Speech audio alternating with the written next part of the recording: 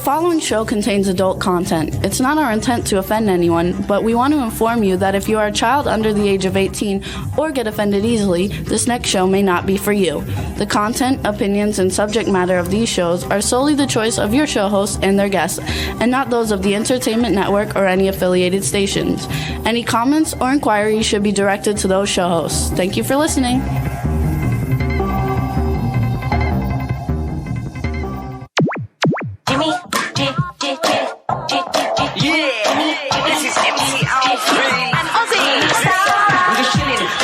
Sitting down and designing, where every man in a thinking, what are we gonna be wearing? Yo, I'm a Liverpool MC, you can't trust me, big up the girls inside the party. Let's get down to crazy Jimmy, big up myself and known as Alfie, the one and only, the Turkish MC. Always love the clothes of Jimmy. Bitch, I'm your wanna be, Jimmy Star's new celebrity. We'll take you out to Jimmy Star's. Hey ho, what's up everybody? Welcome to the Jimmy Star Show with Ron Russell, bringing you the good times in music, fashion, pop culture, and entertainment.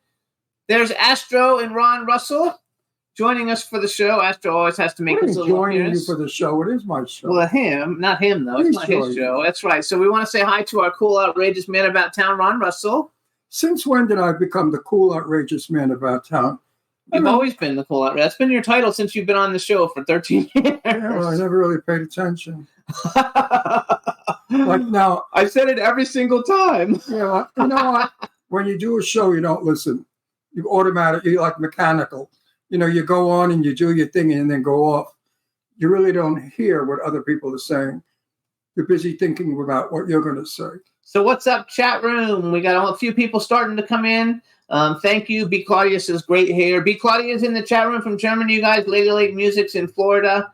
They say hi, Jimmy and Ron. Hi, Astro. You look super great. Great haircut. That's his, if you weren't here last week, that's his General Milan for Clown Motel 3 haircut, you guys, which you can still go to Indiegogo and plug in Clown Motel 3 because they're still raising funds for the film. So you can join the team and should be good. Stefan Bell just joined us. Hey, Stefan, how you doing? Say hi to Tina. I'm the only one in the movie that's authentic, and I do it right.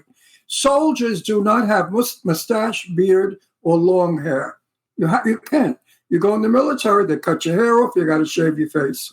But in Clown Motel 3, they have beards and long hair. They look like hippies. Oh, we don't know that yet, though. Clown Motel 2, they did. They did in Clown Motel 2. So I'm going to put my 2 cents in Clown Motel 3 and say, listen, boys, you got to shave and cut your hair short if you're going to play my soldiers. Because I can't have soldiers that look like slobs, because that's just not the military. And you, the viewer, know that. So I have to set an example. So my hair is cut military because, you know, I wet it and comb it back. It just looks short. And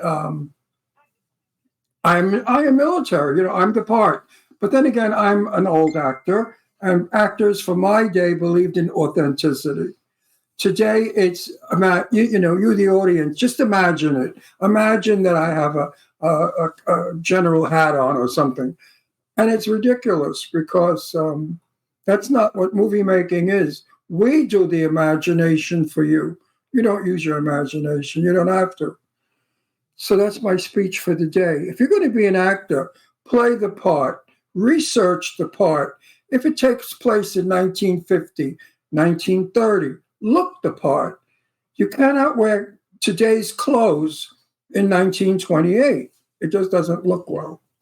Absolutely. And it's up to wardrobe, you know, budget.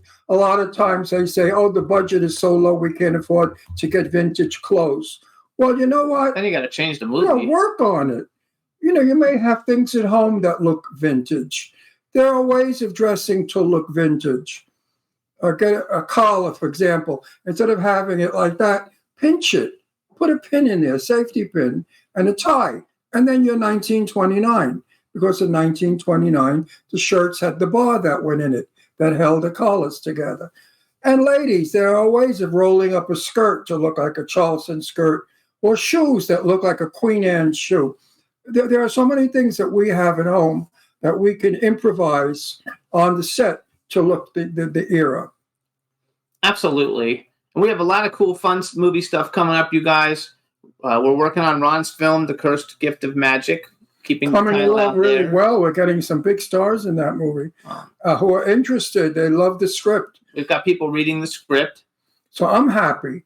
Even if they never come into the film, I'm happy that they said, "Oh, we love the script. It's what do they call it? Adorable, funny, delightful, entertaining, amusing. All these wonderful words."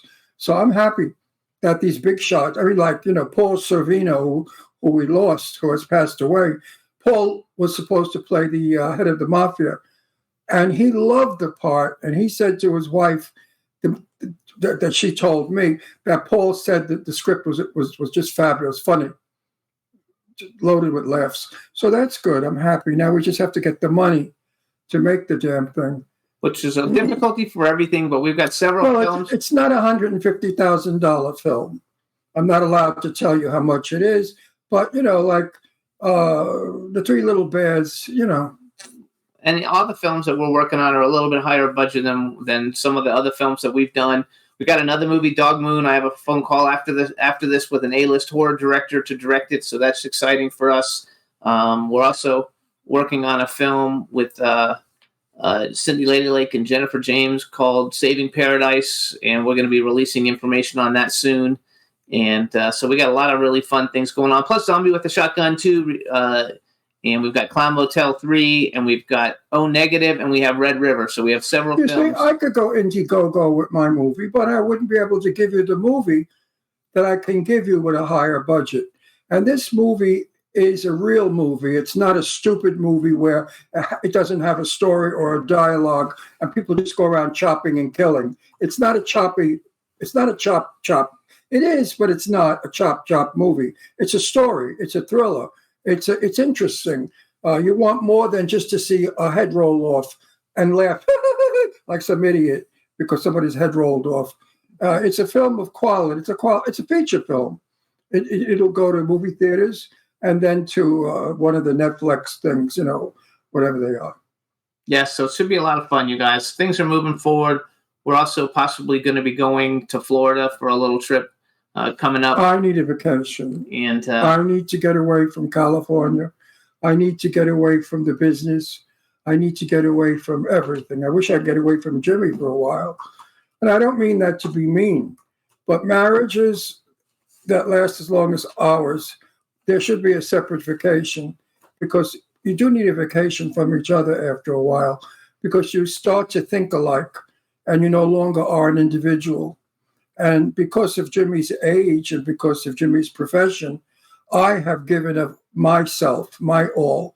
I've become invisible, and Jimmy is visible because he's going to live long. I'm not. I'm 84 next week, 2 weeks. So I don't have much life. This is May 1st. Yeah, I don't have much life left ahead of me. So I give it all to Jimmy so Jimmy can build his life. But in doing so, you deplete yourself of self. And once you deplete yourself of yourself, you're in big trouble because you're a shell, an empty shell. And you feel you haven't any purpose in life. You feel as though you've done it all. And now it's time to exit stage left. You're not going anywhere. It's a sad time. I can't say to everyone out there, I hope you reach 90, because I don't know that reaching 90 is necessarily a good thing. I know a lot of 90-year-old people who are not very happy being 90. They're in pain, they're ill, or they're no longer beautiful when they look in the mirror, and nobody wants them in movies. So they're obsolete. They become unnecessary. I don't agree with you in the chat room. Excuse me, I'm speaking. Okay. He always interrupts me, but that's what married people do. That's why in my movie, I have Renee Taylor, who's a vintage actress, Carol Kane, who's a vintage actress, Christopher Walken, who's a vintage actor. These are the people of great years of Hollywood. These are wonderful actors who, because of their age, Hollywood thinks, well, they're old. What if their dentures fall down while they speak? Or what if they pee themselves on the set? I mean, I don't know what people's idea of being 84 is, but I don't do any of those things. Nor does Renee or any of the actors I mentioned. So get the crap out of your head, because you're in your 80s. You See, now you're coming back, because in the chat room they're saying, like, never heard you be so negative. I wasn't negative. I was being honest. No, I'm never negative. You know that. I don't believe in negativity. But from negative comes positive. You must remember that. From bad comes good. Everything bad that happens to you is a reason, and the reason is a good one. You learn from your mistakes. You learn from life. And we're going to see Renee Taylor when we go to Florida. Yep, you learn when somebody you love dies that spend more time with the ones that are alive while you can, because once they're gone, you can't say, gee, I wish I would have spent more time with them. These are the points. So you see, even in death, we learn. There's positivity. Life is positive. When you're born with a positive idea, and you have to maintain it. So I'm not being negative, but you have to be honest. And you can't always be like some moron that runs around, oh, I'm so happy, I'm so wonderful, oh, I love life, because that person needs help. I mean, nobody's like that. We all got shit that happens in our life. I don't care who you are. Angelina Jolie, with all her money and her great beauty, and I know Angie. I know her since a kid. She grew up in my house. I keep telling you that. My daughter Deirdre's friend in school. Angie had all her problems, just like everybody else. And she still has problems. And her money doesn't make her problems go away, nor does her fame or her great beauty. None of the attributes that she has makes things go away. They go away on their own. They go away when we start to think positive. And we say, you know what? That's not going to bother me. That's not going to get to me. That's not going to stop me. When you use all those words, you're okay. I'm 84 years old in a couple of weeks. Gee whiz, how did I get here so fast? I was just 35. B. Claudia says you're very present, and it's an honor to know you. No, B, you don't understand. In my private... She's got a 91-year-old mom. Well, I have a 103-year-old friend. That's all well and good. But what I'm talking about is there are problems when you marry someone 23 years younger than you. Problems arise later on in years. Luckily, Jimmy's not athletic anymore where he runs around. He's like an old man now, too. So I keep up with him.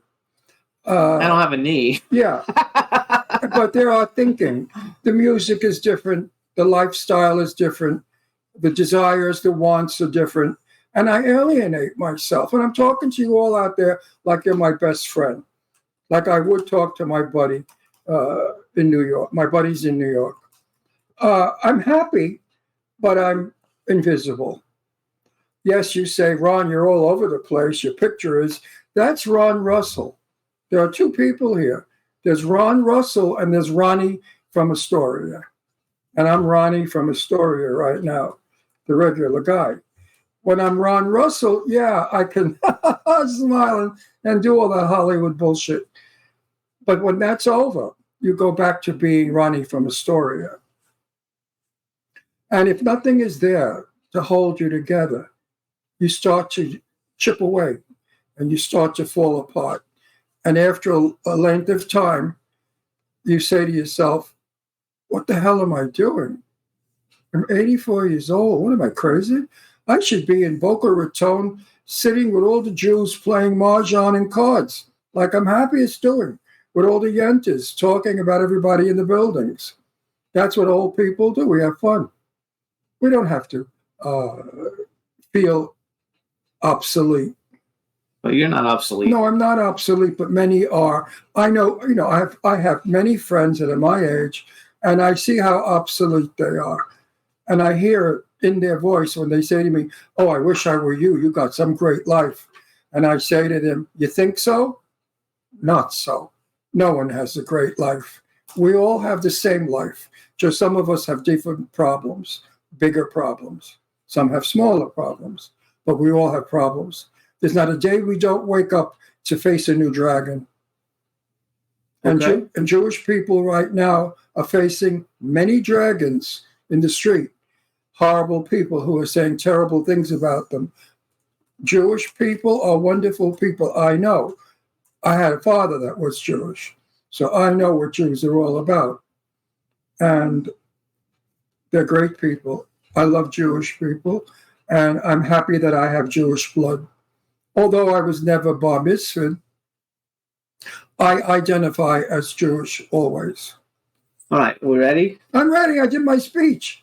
All right, everybody. First, we want to thank everybody for tuning in. We'd appreciate it if you're listening, if you'd listen on Apple Podcasts, Apple Podcasts, iHeartRadio, SoundCloud, iTunes, Spotify, Amazon Music, YouTube, Google Podcasts, Radio Public, TuneIn, Pandora, and Amazon Prime. But really, we want you to listen on Apple Podcasts because we have a chance to make a little bit of money if you guys do that. So please listen on Apple Podcasts.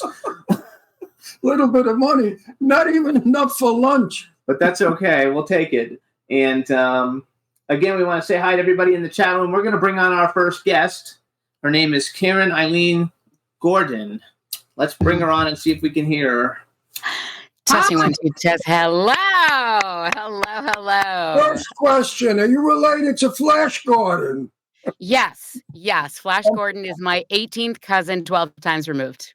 Good, because that's my idol and my hero all my life was Flash Gordon. We actually had him on the show. We had Sam Jones on the show not like 2 years ago. It was great. We had a blast. And I wear a Flash Gordon t-shirt because when I was a kid, Flash Gordon was everything we wanted to be when we grew up.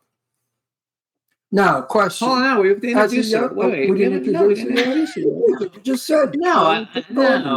Hey, everybody. Now we want to welcome to the Jimmy Star Show with Ron Russell, the incredibly talented Karen-Eileen Gordon. Hello and welcome to the show. Yay!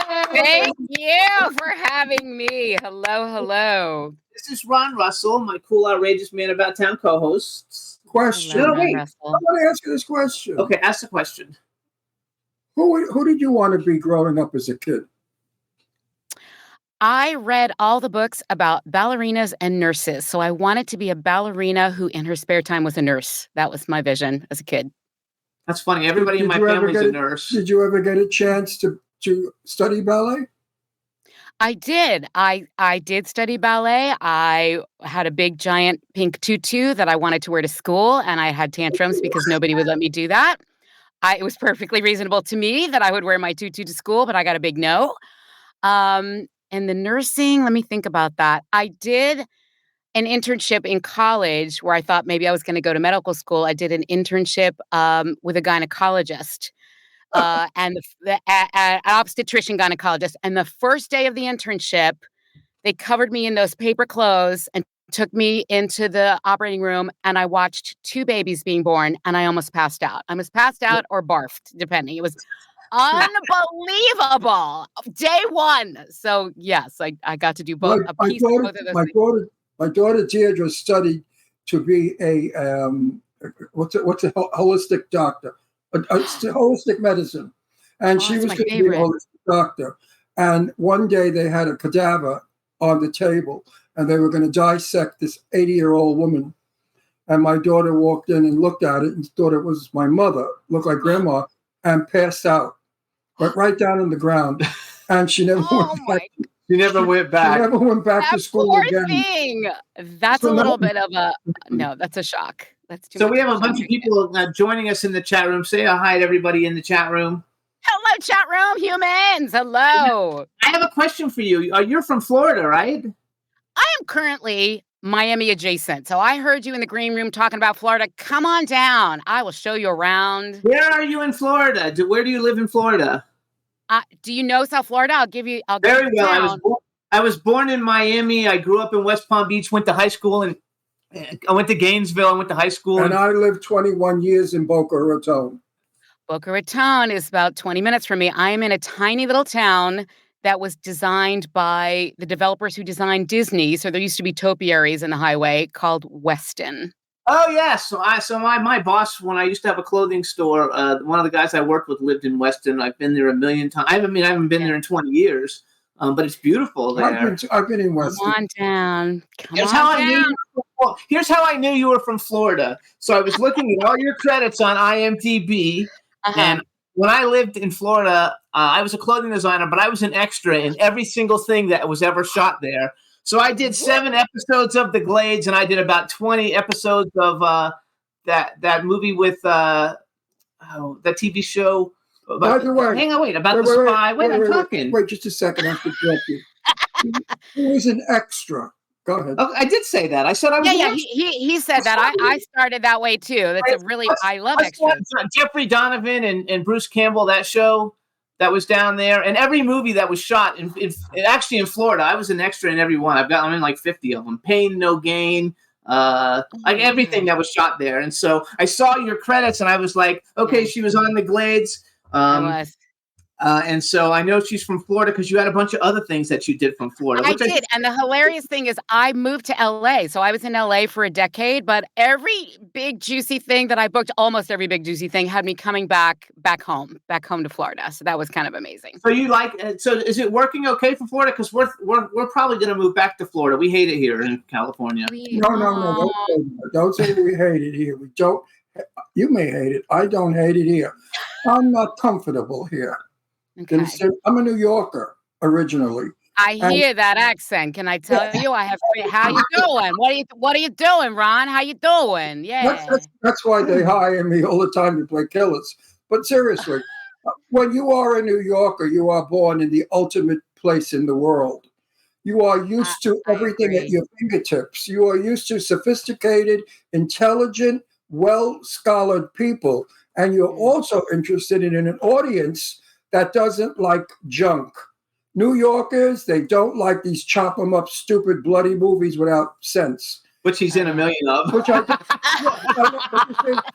what I'm getting. Now I'm getting away from all of that, and I'm going to be in a lot of good movies, important movies that are not horror. I was taking notes. On the titles you listed, they sound really amazing. The list. Yeah, absolutely. No, New York. You know New York. Have you ever played live in New York audience? Let me think about that. Right before pandemic, I was just about to literally get on a plane and go to like a giant solo festival out of New York City called United Solo. So that was going to be my live in front of the New York Humans debut, and it got delayed. So I'm working my way back there. Okay. I've worked. I did stand-up comedy for 45 years, and I've worked all over. Wow. When I had to play New Jersey and New York, I had to sharpen my fangs because it's a tough audience to get to laugh and to make sense and to get them your way. You just can't go out there and be stupid because they walk out. They were very, I don't know if we're snobby, Jimmy. Do you think New Yorkers are snobs? Maybe. You think so? Maybe. It was Burn Notice. That's the show. I couldn't think of the name. Burn Notice. Yes, that was a great show. And Bloodline. Another huge. Do you think New York is snobby? No. Well, my mom is from the Bronx, and so I have New York DNA. So I feel like I'm kind of a New Yorker without having lived there. So I don't think they're snobby. I think New Yorkers don't suffer any bullshit. They're very to the point. They're very direct. Again, this is general. Not every single New Yorker in the history of New York. Yeah. Now, your mother's from the Bronx. She's from Pelham Parkway. Your mother's from the Bronx. So Pelham Parkway. So that means you're Jewish. Pelham Parkway. That means you're Jewish. Yes, I'm Jewish, and I'm also. See how we New Yorkers know? You see how we know where everybody comes from. There's not a Christian on that road. Trust me. Oh my God, you're hilarious. Yes, and miles and miles. That was called years ago when we went up to the mountain. Because I'm part Jewish. We went up to the mountains, and we used to say we were going up to the Jewish Alps. If we went up to the Bronx, that was the Jewish Alps. I've never heard that. I'm going to have to ask her about that. I like that. So here's something that Ron's going to... You know what? I want to say something. I like you. I like you too. I think you have such a good personality. I'm crying. I'm crying on the interview. I like you guys too. You have instant personality. And you know why? Because you're Jewish. Jewish people... No, don't laugh. Don't laugh. No, I'm laughing because you're adorable. I'm allowed to say that you're adorable. Yes, you could say every Jew I'm related to or I know has a walking in the kitchen. So what's doing, darling? What are we eating? When are we eating? Dolphy, honey, you look hungry. Let me fix you something. I mean, this is... And we all greet each other with the biggest smile and love in our hearts. Okay, my turn. Wait, you're going to like this. I'm on a roll. Jewish people are... I have not because No, I'm not prejudiced. Jewish people have heart. They love their children. They love their food. They love their Very friends. similar to Italian. He's They, Italian. they and Jewish. open their home to you. You come in, darling. What can I get you? You need, you want? What's doing? It's a wonderful culture. And these people now who are hurting Jewish people are absolutely the criminals of the planet. They are criminal to do this. Okay, so here's what I want to say that he's going to like. What am I going to like? First of all, one of the You're films. giving me $1 million. No. First thing I'm going to say is too. The other thing I was in a bunch, and I was an extra every day, and you were one of the main characters in it. Was Bachelor Party 2: The Last Temptation. You were on set? Are you kidding me? I was on set every day, and I got in trouble because I didn't know you couldn't because I'm always around celebrities my whole life. I was just walking up and hanging out with Harlan Williams and all these people, and they were like coming after me and screaming at me, "You're an extra, you can't be here." And I was like, "Fuck it, they're okay with it." So I would always get in trouble. But I was on that set every day. I was an extra every day on that. I'm film. so sorry I didn't know you then. We would have hung out. Because I like you. You're fun. But here's what he's gonna like. No, here's what I don't like. What you just said. What? Because what happened? I experienced that when I made a movie with Sophia Loren and Tia Bunta, and I was an extra. I was a soldier. And I'm like Jimmy, I'm very talkative. So I went over to Sophia and I started talking to her in Italian, and she laughed and she said back to me in Italian, "Your Italian is as bad as my English." And we got along just fine. And one of those punks came over and said, "Hey, soldier, away. You can't be near the stars." And Sophia looked at him and she said, "Oh, no. Let him stay here." And she went against that guy because she's a good woman. Thank that you for the goddess. Yes. On set has got to go. Yes. That happened to me on Burn Notice too, because I went up to Bruce Campbell, because to me he was the big star, and Jeffrey Donovan was there, and I didn't know who the fuck he was. I wanted to get a picture with him, and he was like, "Oh, this is the star of the movie," Jeffrey Donovan. They were nice though; they didn't knock me around. But anyway, going back, so this is something he will like. So one of our favorite independent movies, and you have a little role in it. But Ron's friends with really good friends with Lainey Kazan, and we had Bruce Valanche on our TV show. We got 17 million plays. I've met Carmen Electra a bunch, and we just met Jai Rodriguez. I've never met Saul Rubinek, but that's Oy vey, my son is gay. She's in it. Correct. I'm a reporter, and I was a reporter. So the great backstory here is at the time they were filming that movie in Spokane, Washington, I was the personal assistant to Lainey Kazan. That was my job in LA. I was her assistant. I feel sorry for you. I feel sorry for you. I know Lainey well. She's had about 100 million assistants in a month. She's great. She's fun though. But she is fantastic and demanding as she should be. And so this was my first travel experience with her. And to her great good credit, they were like looking for somebody to be the reporter. And I was like, I used to actually be a reporter. And Lainey gave me permission to step away from my assistant duties and film a role in this movie. So I just want to send some huge love to Miss Lainey Kazan. Fabulous. And it's a really good movie. It's a very good movie. Yeah. I love that movie. It is. It was so much fun to do. Everybody was hilarious. I got in trouble because I was laughing like between takes. So I had to figure out a way to be quiet. Lainey was beautiful in that movie, and Gorgeous. She did a fabulous job. Job. I love Lainey. We wanted Lainey for my movie, but unfortunately, situations have arisen where we can't do it with Lainey. But she was supposed to star in my movie, and she had to step down. And now Renee Taylor has taken over that position. Renee Taylor's amazing. You know who Renee Taylor is? Yes, you do. You know, yes, of course. Yes, you said Carol Kane, and I almost fell over. Yeah. Mm-hmm. We sent her the script yesterday. Renee plays my wife. She's a Jewish bookie, and I'm an Italian mafia. And it's 1943, and we go out to get the Nazi saboteurs that are trying to blow up the Brooklyn Navy Yard. It's a hilariously funny Jewish movie. You're going to love comedy. it. You will love it. I wish we could. When the Jews get back, I would love to put her in it somewhere because she's. Put me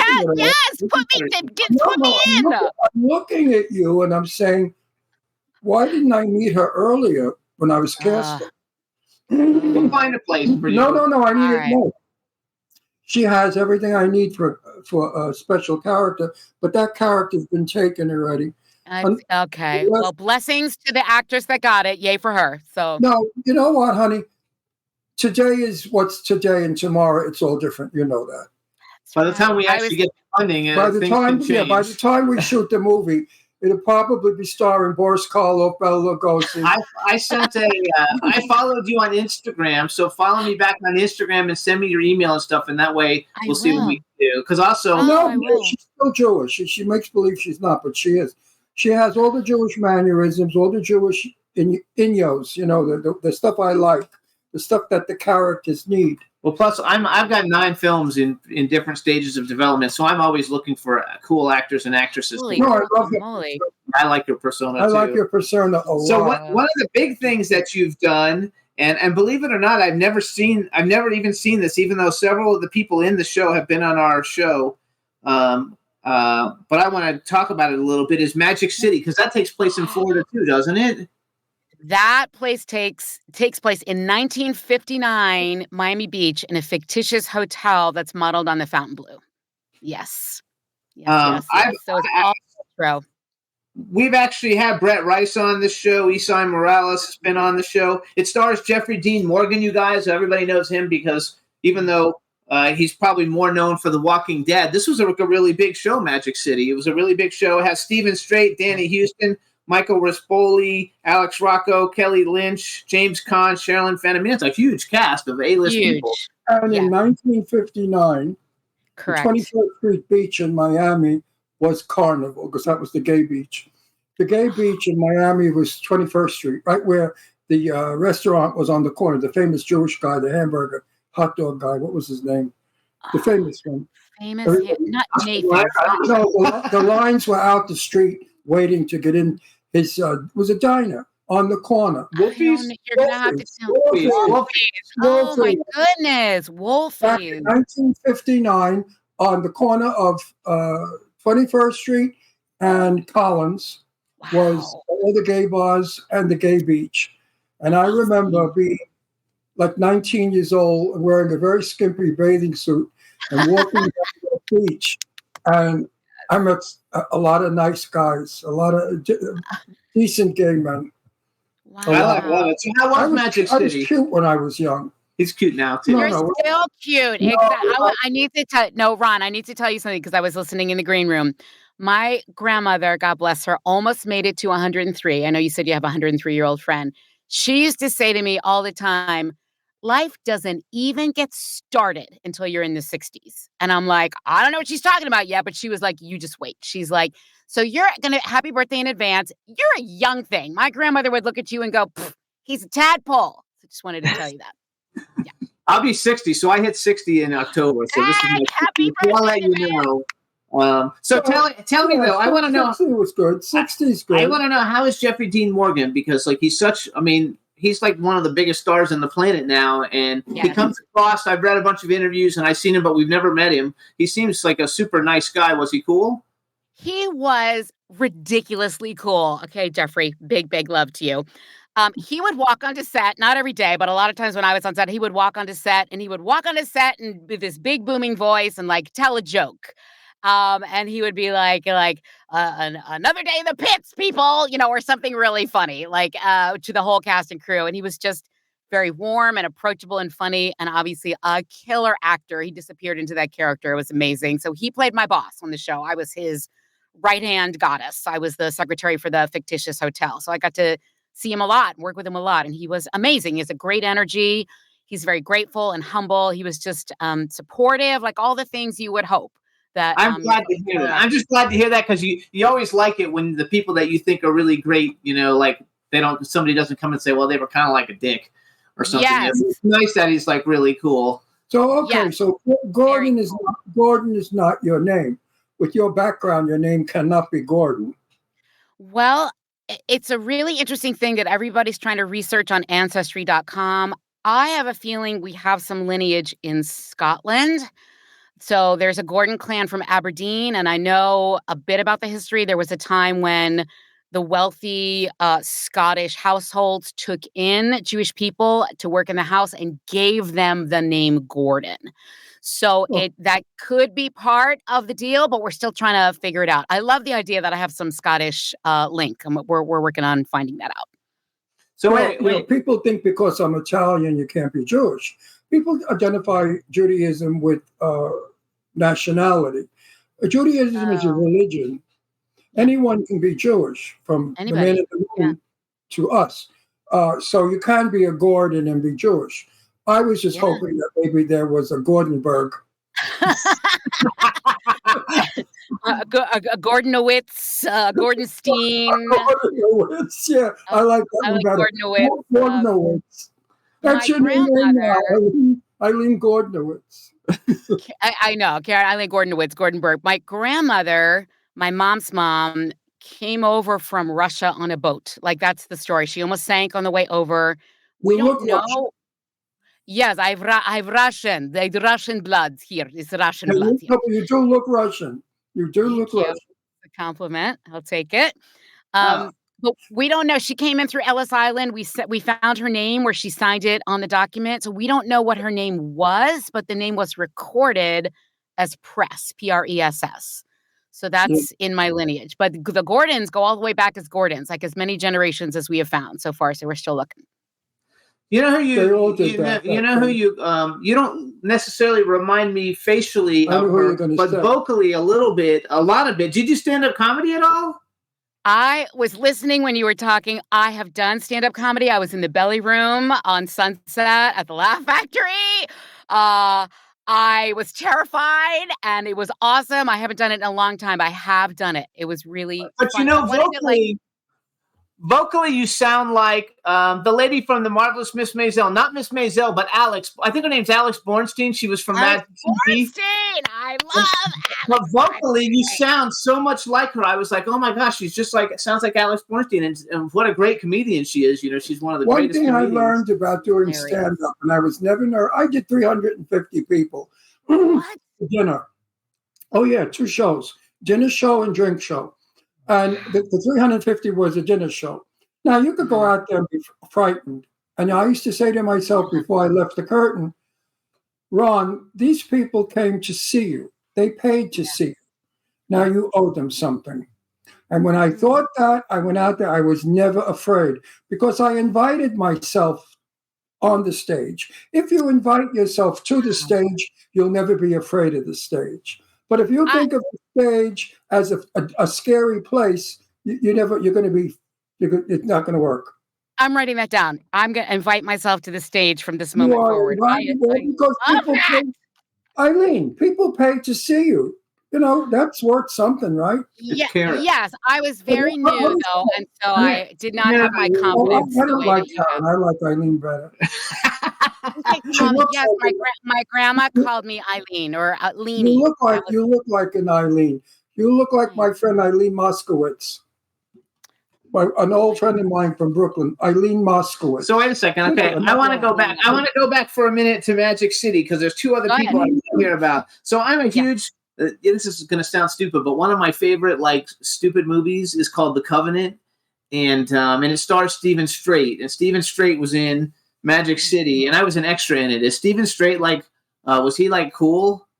That was a set I couldn't get to meet him. I actually met. It's going to sound ridiculous because everybody you're asking me, I'm like, yes, but Stephen Strait, hello, big love to Stephen Strait, so cool. He was he sort of embodied cool. Like when he was sitting in his chair between takes, I'd be looking at him and I'd be like, he's not acting, he's not doing a thing, and he just looks like the poster boy for cool. He was just he has that energy. He's like a James Dean or something for his generation.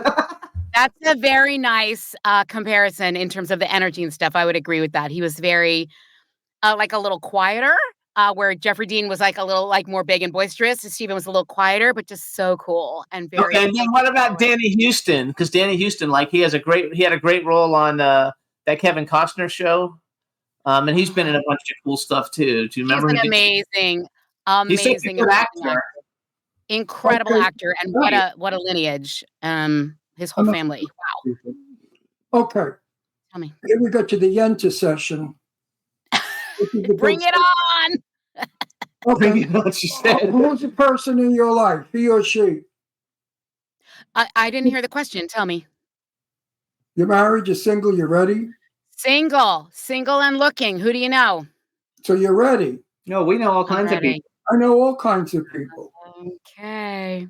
I'm You excited. never know. I could make a shidduch.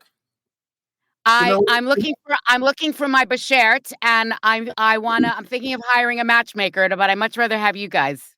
But you No, know, we're better at it. you know what a shidduch is in Yiddish? My grandmother used to talk to me in Yiddish, A but I match. don't remember. A Shidduch is match. a match. I'm writing it down.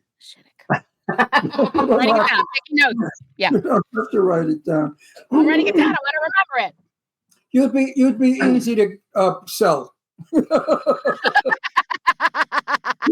pretty and you're charming and you're funny and you're delightful. You'd be easy to my sell. God. Very easy. I believe it or not, viewers, I did not pay them to say any of this. Did not pay them. Yep. Oh, yeah, we've never even met her before. As a matter of fact, we had another guest scheduled, and the other guest is on a set and couldn't work. And so, Matt Jason, is he your manager or is just a friend?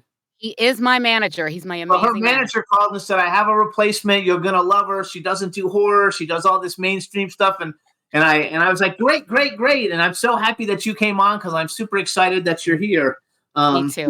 Happy accident. You can do. So she was in she was in a movie called American Dreams. And anybody who didn't see it, Hugh Grant, Mandy Moore, Dennis Quaid, William Dafoe, Marcia Gay Harden, Jennifer Coolidge, John Cho, Judy Greer, Seth Meyers, and Chris Line. And I heard that you do Jennifer Coolidge impersonations.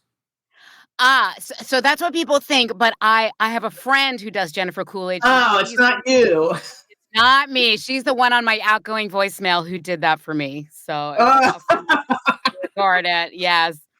Sadly, all I do is idolize Jennifer Coolidge. I idolize her. You did 2 movies with her, though, right? She was in 2 of the movies you were in, I think. Yes, yeah, we have crossed paths, and I actually met her in LA. She's amazing. I am dreaming about working with her again for sure. She's cool. Yes, we actually like her. Oh, so I thought you did impersonation. I think Matt,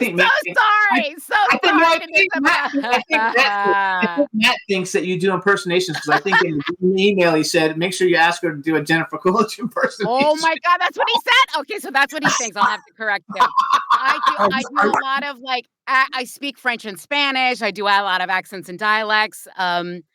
And like a very limited number of impressions.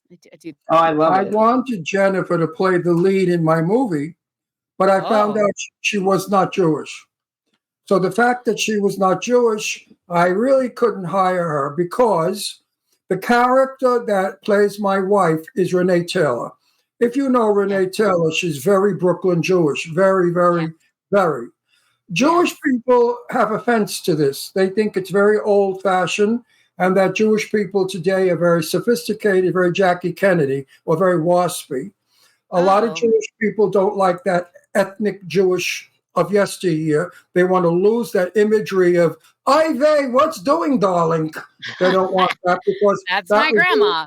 But he wants that for this movie because it takes place in 1943. So because of woke or whatever the hell is going on in Hollywood, it was suggested to me that Jewish people would not like a guy imitating them in a movie. Oh, wow. That's where we have gotten in film today. It's so political that it's disgusting. In order to produce a good movie, you got to go through all the politics. Who are you going to offend? Who's going to get upset? And it's nonsense because we write fantasy. None of it's real. This is fake, folks. And it's there to entertain you. And it's called acting. So stop dissecting it and making it a terrible job. Don't you agree? Now, I'm gay, so I'm allowed to play all the gay parts. Yeah. But a straight guy is not allowed to play the gay parts. That's stupid because if he's an actor, that's what it's called, acting. It's not real. I could play King Lear. Am I King Lear? Do I have to be King Lear? Do I have to show papers that King Lear was my grandfather? Wow. So actually, it's challenging. Yes, it's very scary. That's you why can play a lot though. No, but when the fact that she's Jewish entitles her to be in my film, which it does not entitle another actress who is not Jewish, and I don't like that. I don't think that's fair. The best person gets the part. Whoever does the most for the movie gets the part. It's so interesting as an actor, as you already know, like I'm in the voiceover world as well. And I had a conversation with a very lovely high level casting human in Los Angeles who said that in the voiceover world, at least in her experience, now the trend is if you have a certain ethnicity in your lineage, they want you to submit. So like, because I have Russian in my lineage, even though I don't speak Russian, they would feel okay with me doing a Russian accent to submit for a voiceover project. And I'm like, I find that so fascinating. And the flip side of that is, are there Russian actors or fill in the blank actors who haven't gotten the spotlight because they didn't have the visibility? So there's both camps. And I can see both sides. You know, I was a debater in high school, so I learned to turn my head and go, is there anything true in there? Is there anything true in there? So I get it. I get what you're saying. I get what they're saying. I get both sides of it, actually. Oh, listen, if you like debate... That's very interesting. Wait, as a debater, there's this great movie that stars Kirk Cameron. It's really old. Okay. Kirk Cameron and Jamie Gertz, but I saw it. It was on Tubi last night called Listen to Me. You should watch it. It's a great, great, great movie. I love it. I've seen it 50 times. And we've had two. We had the lady who does Bart Simpson and the lady who was Jim from Jim and the Holograms on the show as voiceover people. Yes, why am I blanking on their names? I know them. Mona somebody is Bart Simpson, I think. And Samantha Newark was Jim in the Holograms. Okay, I can see their faces. So I think some cool guests. How long have you been doing this? 16 years. Sweet 16! We didn't even have a name podcast. There wasn't a name podcast when we started. It was a radio show. Karen, listen up, Karen. Get ready. Tell me everything, Ron. You ready for this? Right now, I'm sitting down. Right now, not darling. Right now, but over the time. Over a period of time, you are now on the #1 podcast in web show world. #1. We have 1.2 billion. Emmy nominated. Yes. We're big stuff. We're not little crap. We're like the biggest TV film podcast that there is. Like we're always. And wait a minute, honey. Wait. Hang on to your drawers. I feel emotional. Now. Karen, we go out to 5 million people right now. 5 million people will see this show. We're average. Yeah, if you'll get 5 million people, we'll see. And we're not lying. Investigate. Hello, everybody. That's a lot of people. Oh my God! So here's what we're going to do, though. We're going to give you. You're bound to get work. We're going to give you some exposure because I took your drama demo reel off of YouTube. And we're going to play it for everybody to see some of your drama. Even now, I should have found a comedy one because I think you're more fun than you are drama. But people will get an idea of what you've done. So you announce it, and then Juan's going to play it. It's the one that says. Juan, it's the one that says Karen-Eileen Gordon drama reel. Play it after she introduces it. Introduce it for us. And then you hang on until we come back. Wow. I had no idea this was happening, by the way. This is my drama reel. I do have some comedy clips. I just put them up on IMDb, but you're right. It's all drama on YouTube.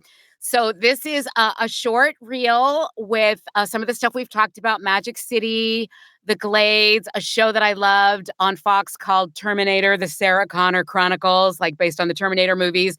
So it's little snippets from all of those shows, and you'll see people you recognize, and it's some of my favorite stuff. So thank you for playing it. Goodness, gravy. Take it away, Juan. Christ.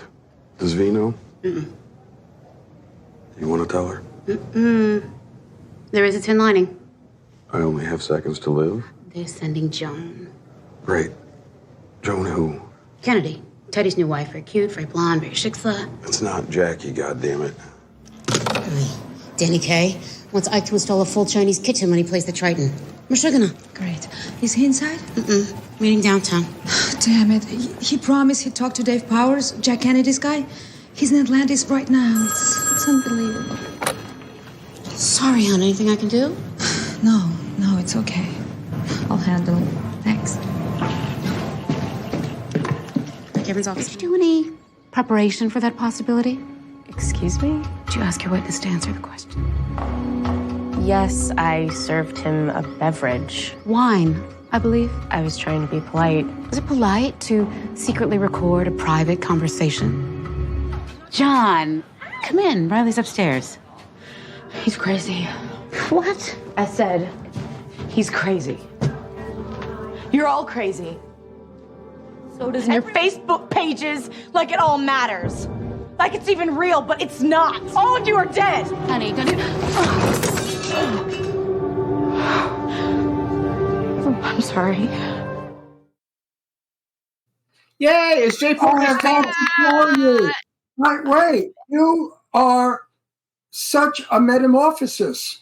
You just change faces and personality. I've never seen an actress do it like that. I mean, I'm very honored. I'm a chameleon. I that's one of the things I love about being an actor. Better than Meryl Streep. Make me cry. Meryl changes faces, but nobody like you. I didn't know that was you. He's like, when he's asking me, when are we going to see her? I'm like, that's her. I cannot. It's my favorite thing is when somebody sees my work and they're like, well, I didn't see you. And I'm like, oh, that means I did my job. Because oh my God, you're terrific. You really are a master of disguise. Master of disguise. You're good. Very high praise. Thank you. Now, Jimmy, we have to work with her. I want to work with her. I want to work with her. I'm going to put in for you. And not in a stupid horror movie either. I don't do them anymore. Well, I'm doing one now because my best friend Joe Kelly produced it, and I was in one of the other one. This is part 3, so I have to be in it for my friend's sake. But if it wasn't for Joe Kelly, I would not be in this movie. No, not at all. So you guys, sometimes we do things because it's our friend's passion project. That's totally this is a friendship. This is a friendship thing.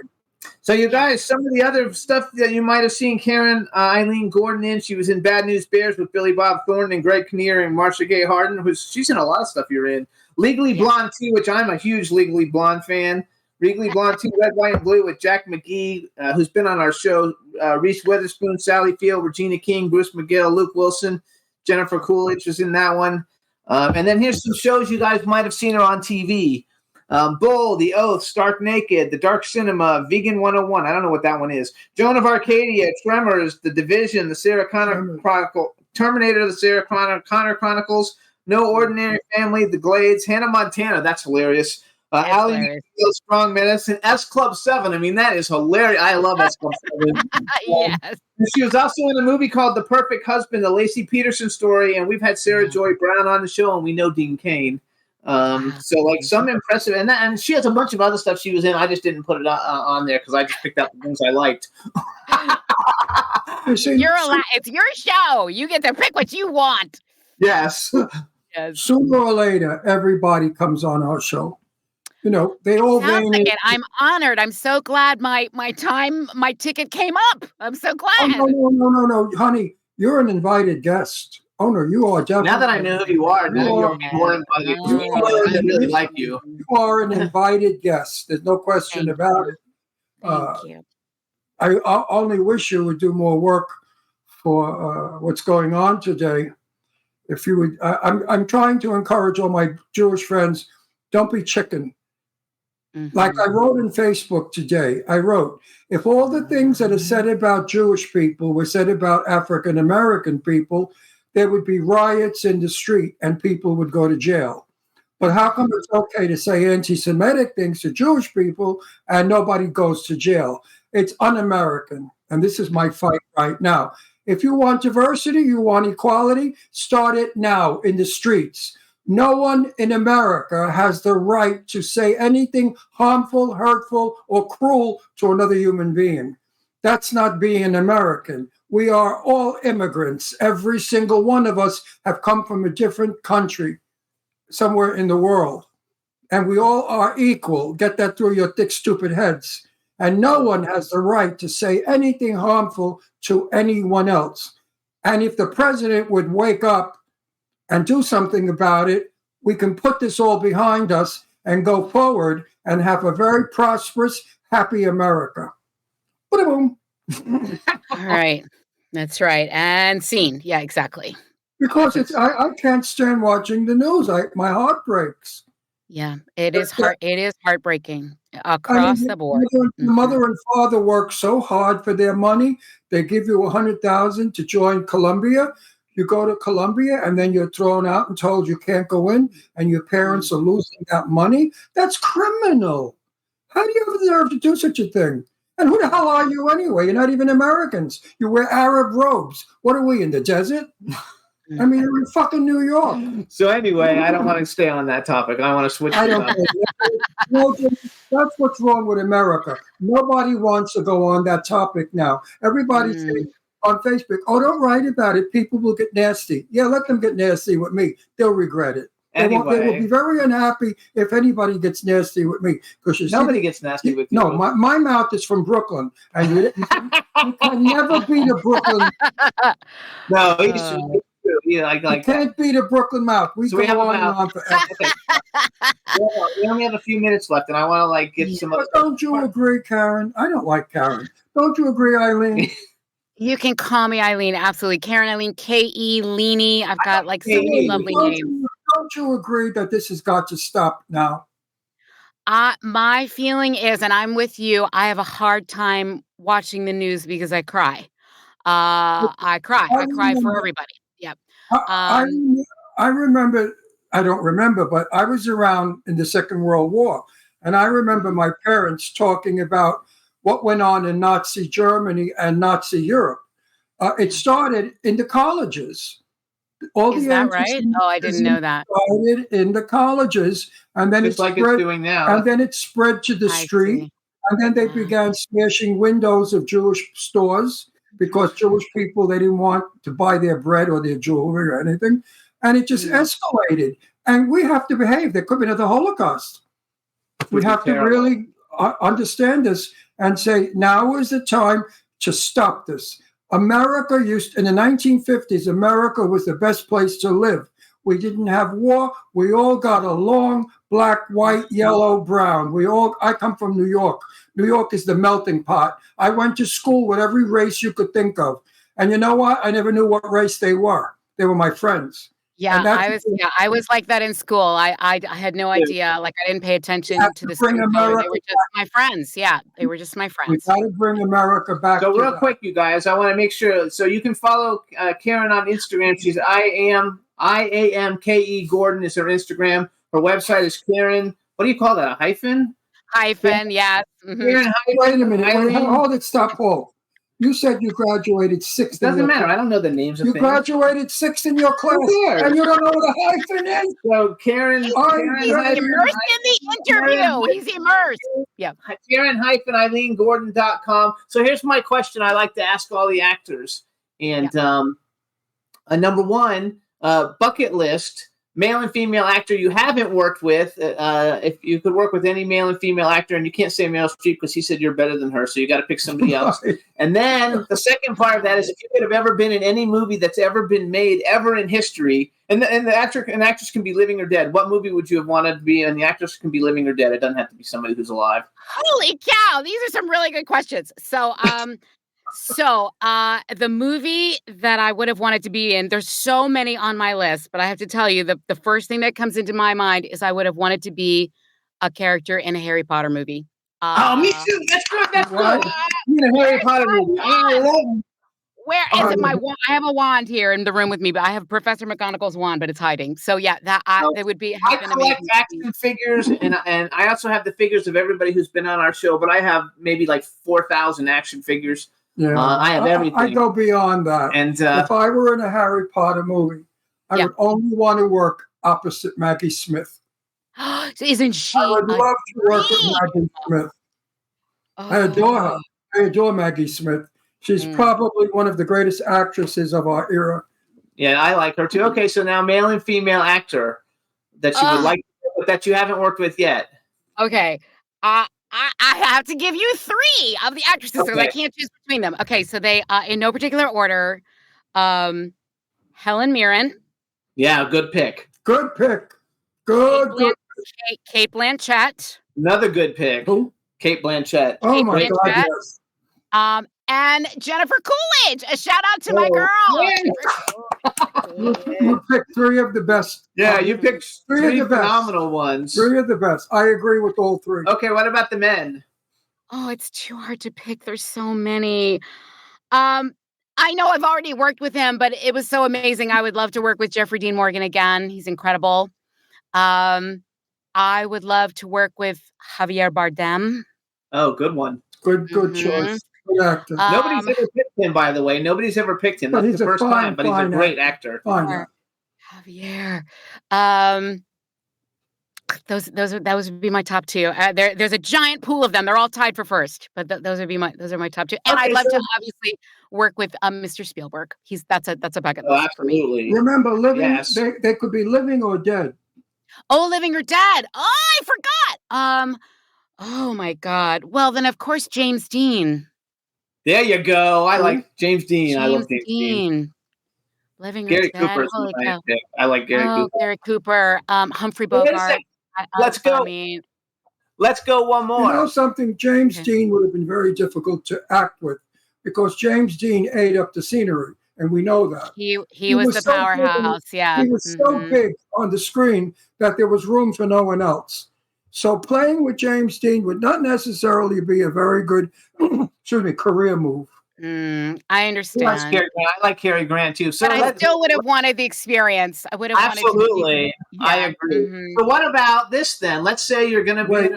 I would only like to play the Cary Grant life story, and I would like to play Randolph Scott, who was his lover for 10 years.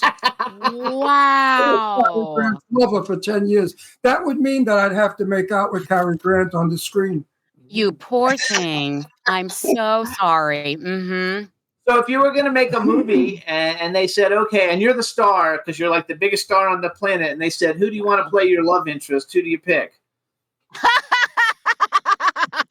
You're gonna need to give me a minute for that one. I'm gonna get back. I'll post that in the comments. I'm gonna marinate on that one. I never asked that one before too, but something about you just made me think like we should ask. I adore you. I'm gonna feast on that idea for a couple of days. I will post it.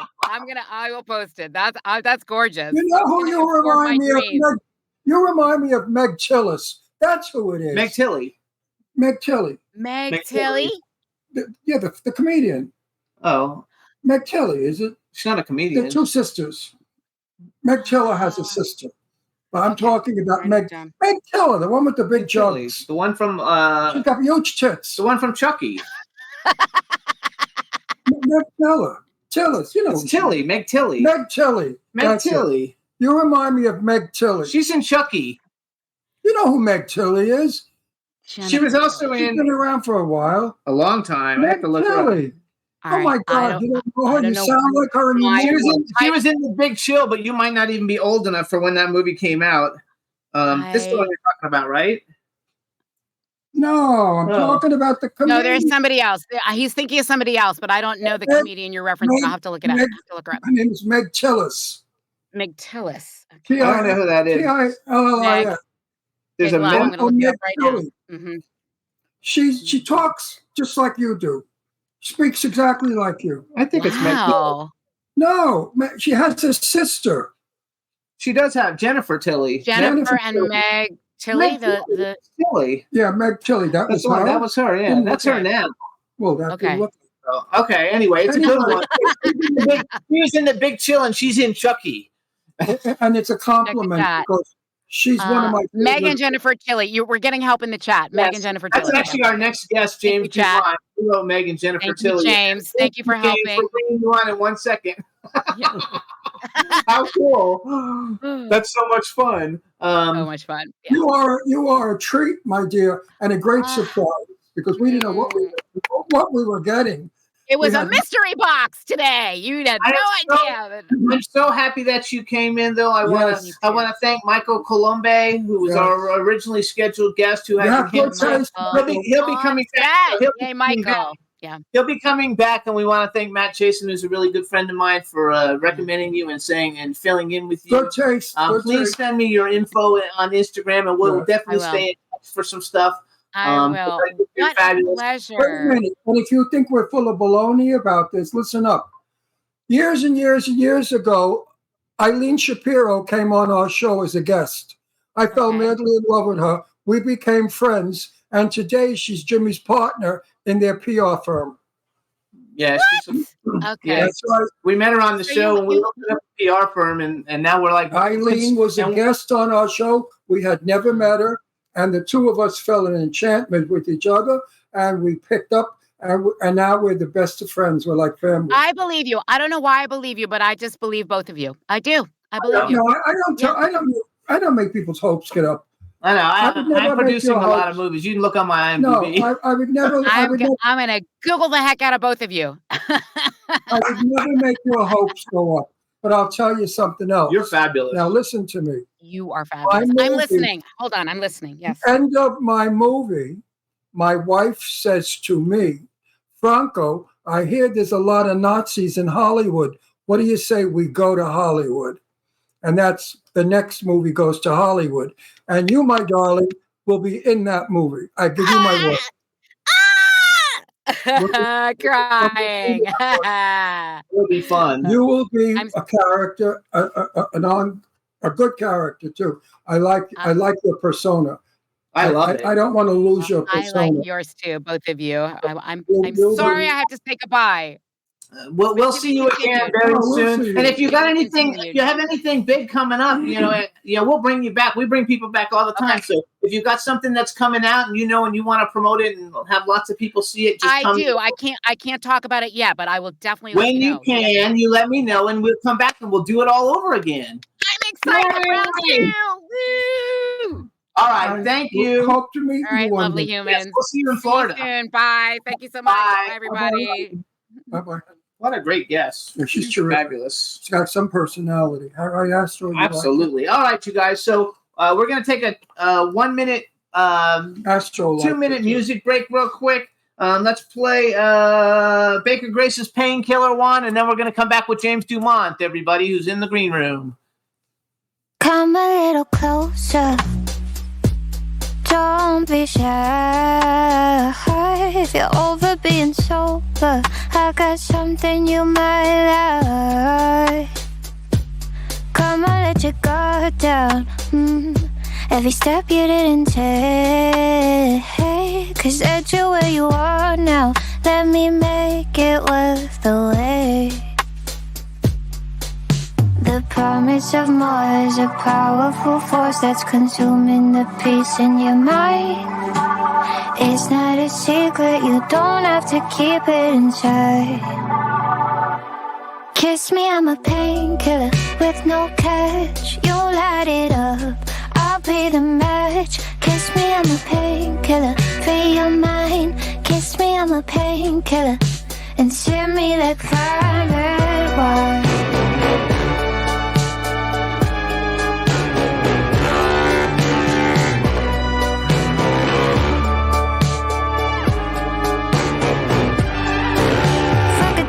Can make you feel I'm the only thing you know is real. You say climb me when there ain't no top. Can't come down when the clothes are off. All the limos and lights leading to lonely nights. In the mornings you're fading gray. It's not a secret, you don't have to hide it away. Come a little closer. Come a little closer.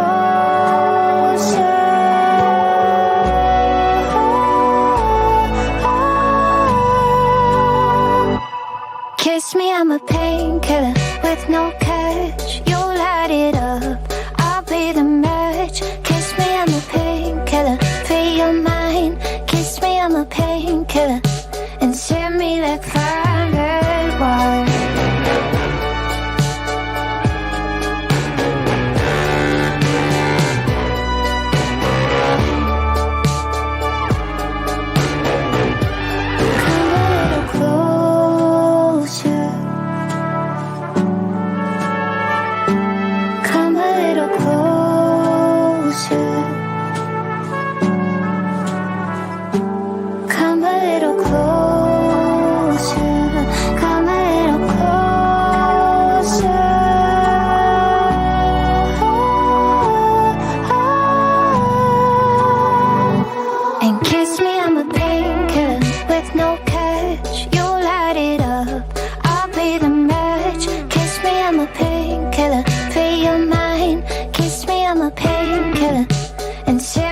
like violet wine.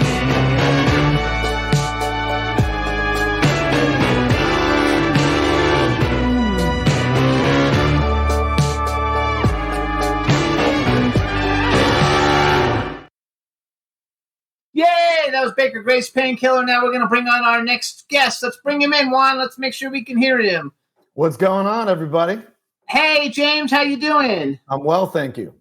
Cool. All right, let me do an introduction then. Everybody, now we want to welcome to the Jimmy Star Show with Ron Russell, actor extraordinaire, and actually producer, actor, self-tape specialist, it says on here. James DuMont, hello and welcome to the show. Thank you. Glad to be here. Let me introduce you to my cool, outrageous man about town co-host, Ron Russell, and this is one of our dogs, Astro. Hi, What's Jimmy. up, Russell? What's up, Ron? What's up, Astra? Of course, is it okay to call you Jimmy? Jimmy's great. That's all my old school growing up friends call me Jimmy. James sounds so for pom. Well, it sounds. My sisters were the ones that kind of switched it up in high school, but I was Jimmy. Meanwhile, wait, Jimmy, quiet. Where are you? That is a gorgeous room. Thank you. It's called virtual background. I knew it was a virtual background, and here's how I knew. Look at my brown teeth. Like, yeah. We had another guest. We had another guest on. That's the same background Harvey Brownstone had when he was on like a year ago. But I just remember. And I was going to say, you're so lucky. I love no that relation to Harvey, the other Harvey we don't talk about. So yes, you're right. I was going to say, I wish I had a room that big. So we have a bunch of people in the chat room. Please say hi to everybody in the chat room. Why, hello, everybody. And I want to, so you've done so many cool things. I actually, when I initially invited you on and then we got hooked up with your publicist, I didn't really, I knew all the huge because you've been in so many A-list things, but one thing I didn't know you were in until I started doing a little research yesterday is that you were the narrator for The Simple Life, which is my favorite reality show that I've ever seen ever in my life. So just speak on it for 2 seconds and just tell us something. You guys, in case you didn't know, that's the Paris Hilton, Nicole Richie show that had a couple of seasons. It was like many years ago. And what they loved was I had like such a kind of like a, they wanted like a New York smartass, to kind of like, these two skanks. Here's the problem with these broads. Is blah blah blah blah blah. And I was just like, so let me get this straight. So it's a reality show about them, but you want me to make fun of them?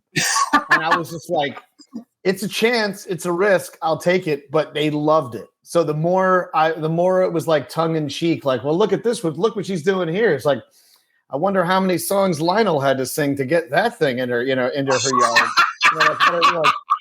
It's like, so, it's like, how many shitty hotel rooms do you have to stay? Like, I didn't really go that far in terms of language, but I'm like, how many crappy hotel rooms did they had to like, did they skimp on in order for her to be able to buy those shoes? So yeah, it was just one of those, like, the fun part is like, I can't believe I'm getting paid to make fun of the two women, but they they ate it up.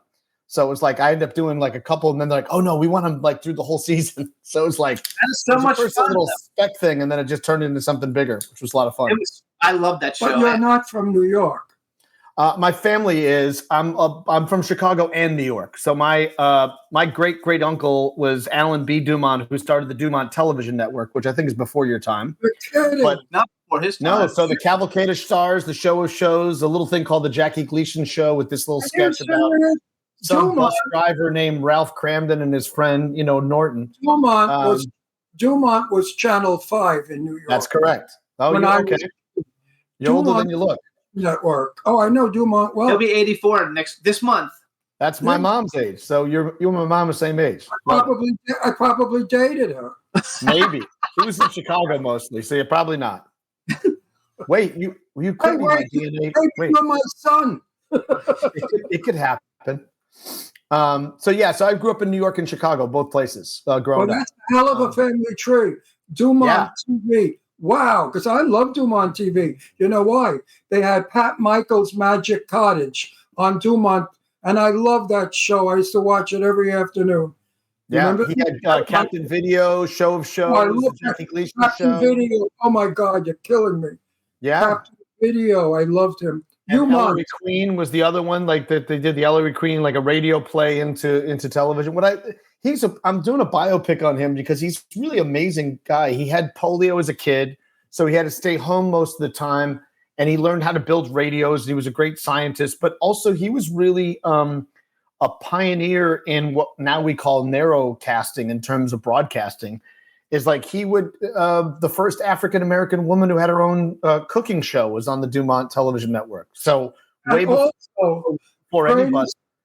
The greatest show they ever put on DuMont Afternoon Kids was the 1934 Buster Crabbe Flash Gordon series. That's his favorite. Every day I glued myself to that TV to see what happened to Flash and Dr. Zarkov and Flash Gordon is his favorite. And Emperor Ming. We had Sam Jones on the show. We didn't get we can't have Buster Crabbe because he's not alive. I'm not lying to you. I probably was one of the biggest DuMont fans of all time. That was my network. Wow, Channel 5. Channel 5. DuMont, I lived with it. I watched every single thing. DuMont Television was probably one of the best networks that we had. We only had 2, 4, 7, 5, 11, and that was it in New York City. Yep. And DuMont, you had Jackie Gleason, DuMont. Yeah, we did, because the Jackie Gleason show they were doing sketches, and one of them was about a bartender, and then another one he did was this this bus driver called Ralph Cramden. Which became the Honeymooners. So, and then of course, like then CBS started coming, and Bill Paley was like, "Yeah, why don't you come over here? Join us." No, DuMont was quite a network. Yeah, so that's my lineage. That's where I come from. I'm so happy to know you because you made me happy. You brought back some beautiful memories. But the best was Flash Gordon cereal, and I couldn't wait till the next day. I ran home from school and ran in front. What's Flash doing now? Because I really think I'm neurotic and insane, and I thought I really think I'm Flash Gordon. I would expect nothing less. Yeah. Being in the business for 64 years. I was about to say, being in the business all this time, you better be both. But I really do think I'm Flash Gordon. So I'm going to do some bragging, you guys, for James. Before we talk about any of his movies, here's some of the TV shows, and I picked out just the ones that everybody will know, which there's a fucking zillion of them. But so here's some of the stuff you will have seen James DuMont on television. FBI, Claws, Stranger Things, Law & Order, True Crime, Magnum P.I., Blue Bloods, Mad Men, Nashville, American Horror Story, Zoo, NCIS New Orleans, The George Carlin Show, Law & Order, Can't Hurry Love, New York, NYPD Blue, General Hospital, Ghost Whisperer, Lois and Clark, The New Adventures of Superman, Home Improvement, Arliss, The West Wing, Becker, Titus was on our show, Cold Case, CSI, ER, Joan of Arcadia, House, Numbers, Desperate Housewives, Breakout Kings, one of my favorites. Harry's Law, Hung, that was a good one too. Grey's Anatomy, Men of a Certain Age, Ugly Betty, and Bones. And then there's a million more, but I just picked out the ones everybody knows for sure. James, correct me if I'm wrong. Superman, was on DuMont. I don't think so. George Reeves. And Superman. I think George Reeves was on another network. I don't think he was on DuMont. I don't think he was on DuMont. I don't think because I used to watch that show too. Yeah, I think it's hilarious. Now, did you have the Mickey Mouse show on DuMont? That was later.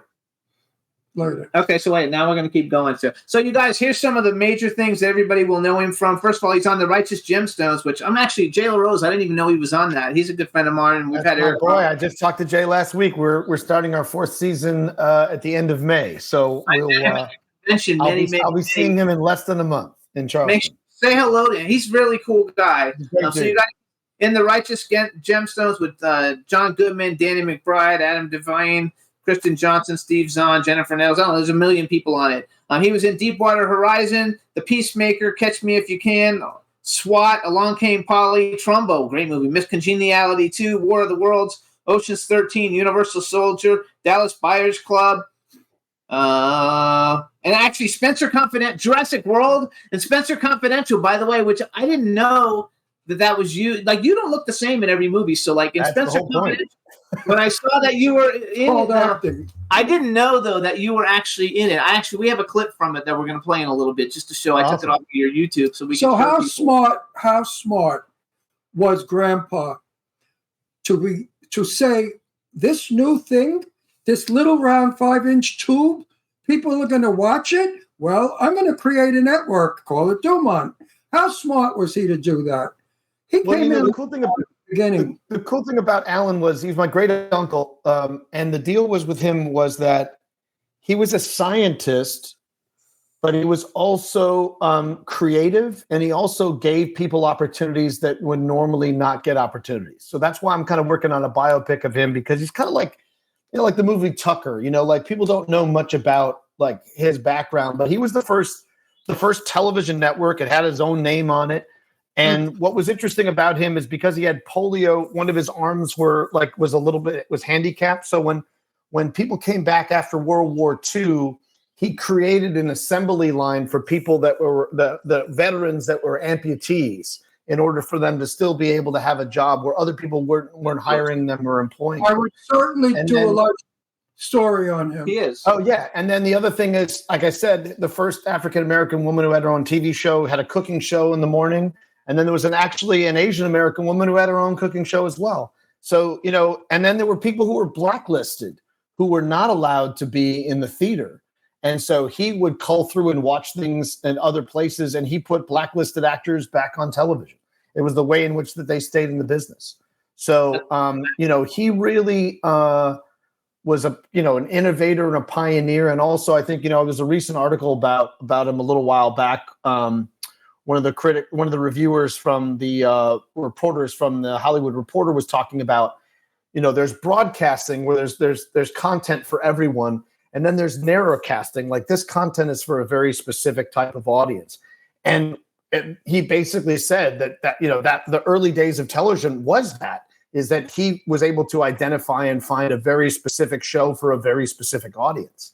And so that also kind of led to his demise in a way. It's like everybody else wanted broadcast, but in terms of something for everyone, it should appeal to everyone, as opposed to, well, what if people really like this show and they want to do this? So now we're in a time where we can kind of pick and choose the kind of content that we want. Whereas, even like the old days of, I was a DJ before, and, you'd buy an album and then there'd be like one or two songs on the album, but then you get stuck with all these other shitty songs that you hit, and you're like, that's not fair. So the same thing is happening now with content. I think people really are now able to kind of pick and choose what they want when they want it, and they can get it at any time. They can put it on their phones, but know that the early days and the pioneering was to kind of identify, who is the right show for what particular audience, as opposed to having to be something for everybody or having to appease or please everyone. I think there was something to be said for, this content works for this particular type of audience. And it's funny how that's how it was in the beginning. And now here we are in what was, another pioneer of another pioneering of television. It's coming back around again. It's cyclical nature of it. Was he a French immigrant? No, he was. Ours were French and Swedish. The name comes from France. My great grandparents are of French ancestry, and then also Swedish as well. Yeah. So I would really like to see this film, and I encourage you to do it. I'm working on it. Yes. And I happen to look like him at this particular age, so it's kind of like I don't know what he looks like, but you can do a Google search and you'll find we got the same hairline. The DuMont network was up against some very heavy artillery. Channel 4 and Channel 2 were the Channel chosen. 2 was CBS, and that's Bill Paley. Like they were the chosen stations. Yeah, he grabbed Jackie Gleason and brought him over to his network. I know all about your network. Then suddenly, years later, DuMont went off the air. We never knew what happened. Boom, DuMont was gone. What happened, Jim? Paramount Pictures saw the opportunity there and stacked up their board, and then absolved the company to kind of turn it into what became multimedia, called Metro Media, which became like the UHF channel. So when you were in other cities and you had the major networks, and there was an off thing, they became Metro Media, which to this day I think still Metro Media in some form exists. But yeah, it's still. Paramount Studios, and ironically, I played the character of Barney Balaban, who was a president of Paramount Studios in an episode of Timeless, And it turns out that that Barney Balaban had a lot to do with my family, the network being absolved by Paramount Pictures. So it's very interesting to kind of play a character that was an integral part of your family's demise in terms of the history of entertainment. So I just thought that was a nice little fun circle. Jim, will you be playing your grandfather? Oh, of course. Yeah, 100%. When do you think you're going into production? Are you anywhere? Oh, I'm way far away. We're in the research stage. We're in the storyline stage. My uncle is a guy named Bruce DuMont out of Chicago, who is the head of the Museum of Broadcasting, and he's been kind of the keeping it all together and alive in the terms of the history of the family. So I'm constantly picking his brain and all these different kind of stories that I told you today. I'm working on those, so it'll take a while, but I'm working on it. I want to finish. When this movie is completed, please come back on our show, of course, and tell us about it and how we could go about seeing it. I really want to see this movie. I swear to God, I'm not lying. Because Dumont, to me, was a lifeline, if you can believe that, in the 1950s. I believe it. It was my lifeline. It took me out of my crappy world I lived in. That's right. And Dumont, kids would run home from school to catch it in time because Dumont was my religion.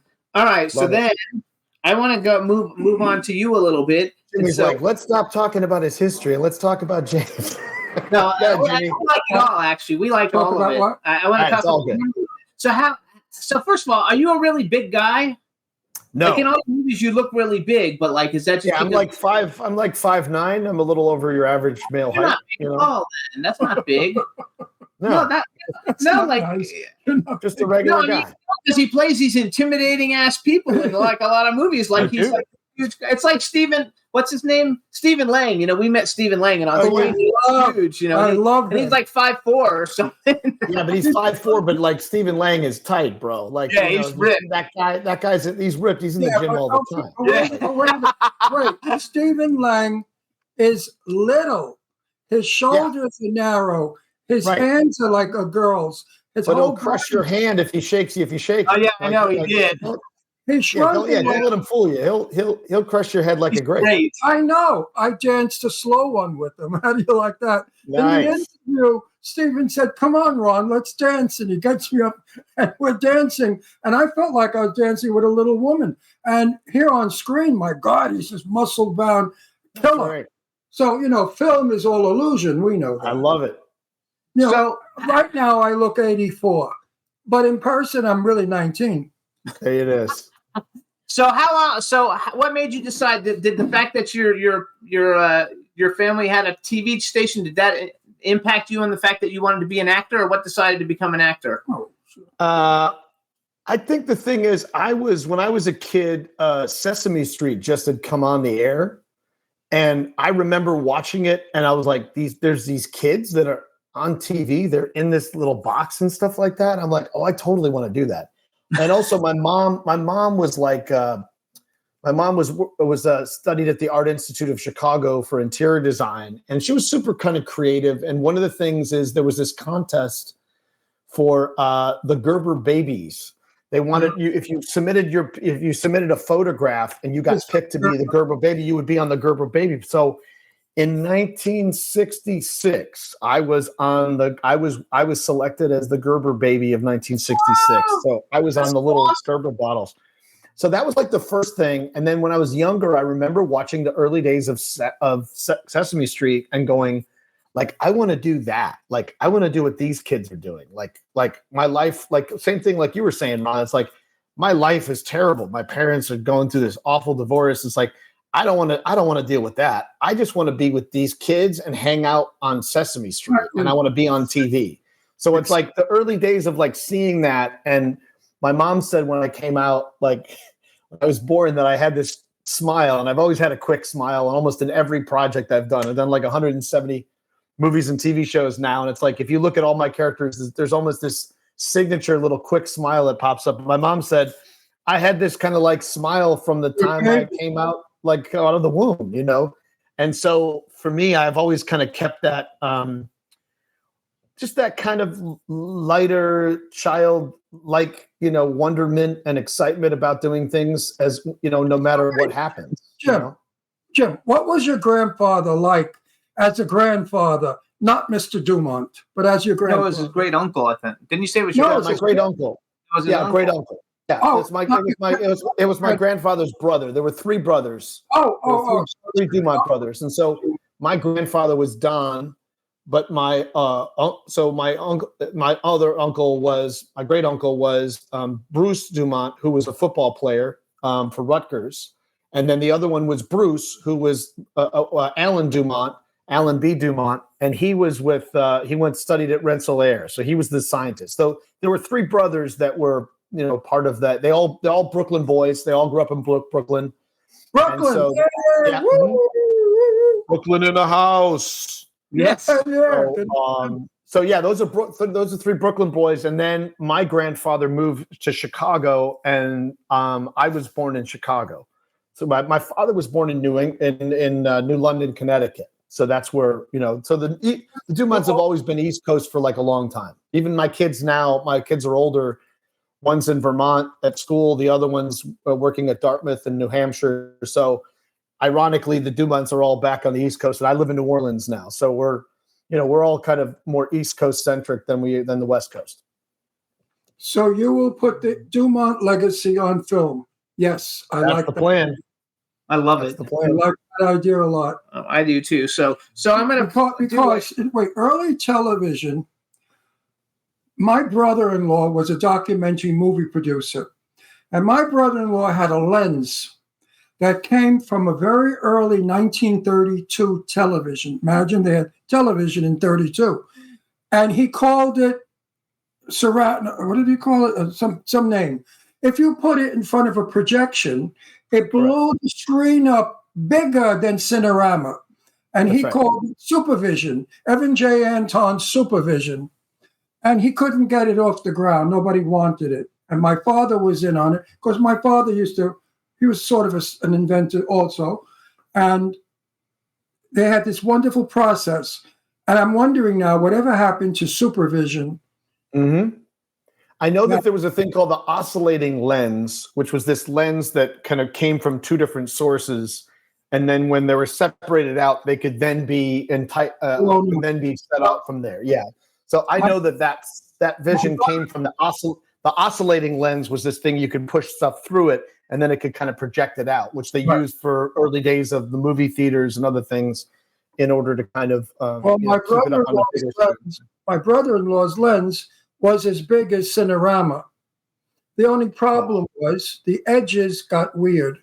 They got all sort of fuzzy and blue, and they couldn't get rid of the edging, but it did open up the screen tremendously. So hang on, I want to keep going here. All right. Well, that was important. That was intelligent. So first of all, we're bragging. I know, I want to brag. Yeah, but that was intelligent. Every now and then you got to be intelligent. I know, now I want to brag because I want to. So first of all, you guys, some of the people that James has worked on the screen with Mark Wahlberg, Kurt Russell, George Clooney, Nicole Kidman, Leonardo DiCaprio, Tom Hanks, Christopher Walken, Martin Sheen, Amy Adams, Samuel Jackson, Colin Farrell, Jeremy Renner, Michelle Rodriguez. There's so many of them. Philip Seymour Hoffman, Sandra Bullock, Tom Cruise, Dakota Fanning, Brad Pitt, Al Pacino, Elliot Gould, Matt Damon.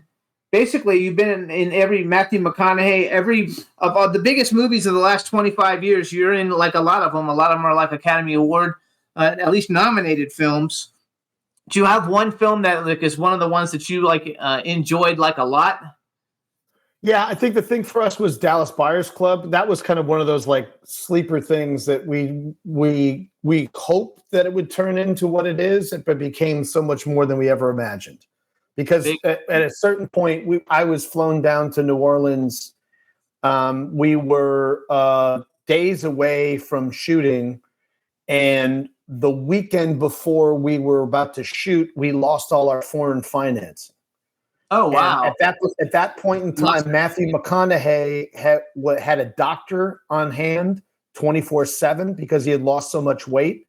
And there was also a doctor advising on Jared because the earlier scenes of them having AIDS were going to be the first thing they were going to shoot. And then he was going to start to add weight as they went along.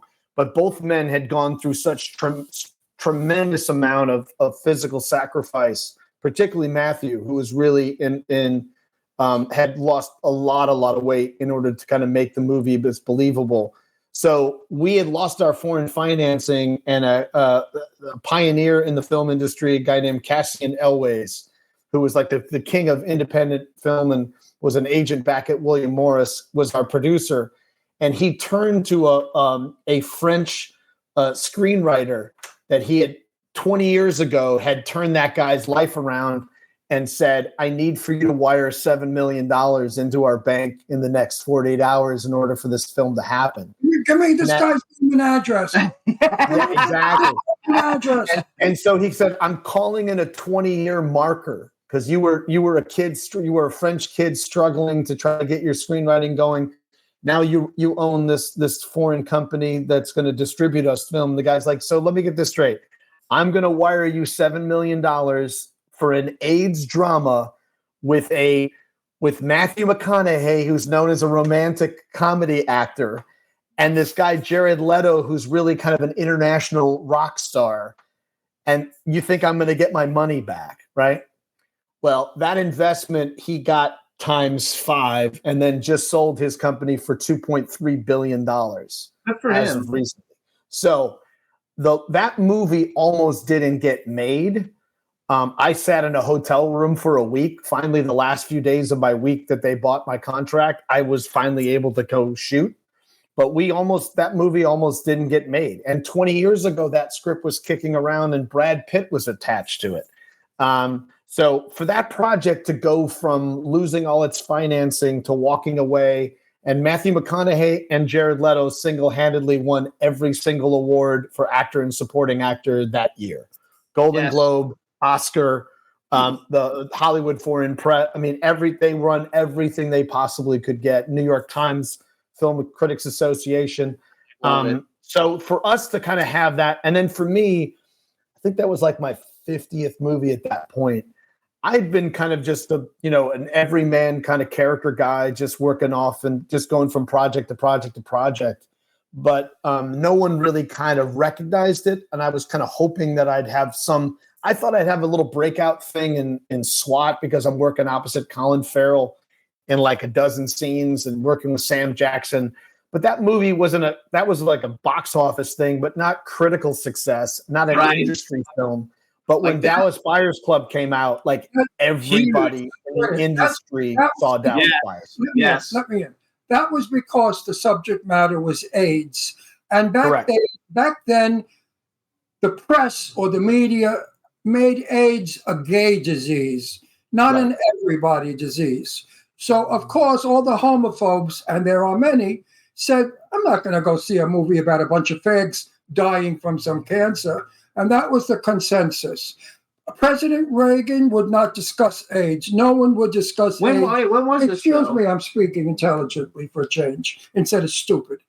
Nobody would use the word AIDS. Here these people come along with a movie that's going to only be about homosexuals and AIDS. The reason it was a hit, because I believe the PR on it was what did it. I think word of mouth did it. I remember everybody, the gay community definitely wanted to see it. We didn't like it because we don't always like to be shown as dead people. No, you're not thinking of the same movie. Yes, I am. You are? Of course I am. I was there.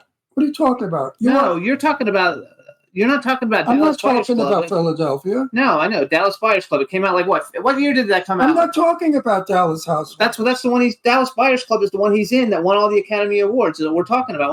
You're talking about the other one that came out in the 80s. What year did this come out, James? What movie are we talking about? Dallas Buyers Club. 10 years ago. 10 years ago. It came out 10 years ago. That wasn't about gay people? It was about gay people and AIDS, but it was like the one. So what are you talking about? But you weren't there. You're talking about the one that happened. This is a modern day I story. was alive. Oh, yes, you were alive. There. Okay. I was alive. I was there. I was in the moment when that movie came out. That's what I'm saying. Okay, I didn't get that. Okay? And I remember the gay community kept saying, One more time, Mary, that we have to be punished for being gay and be killed. We don't like it.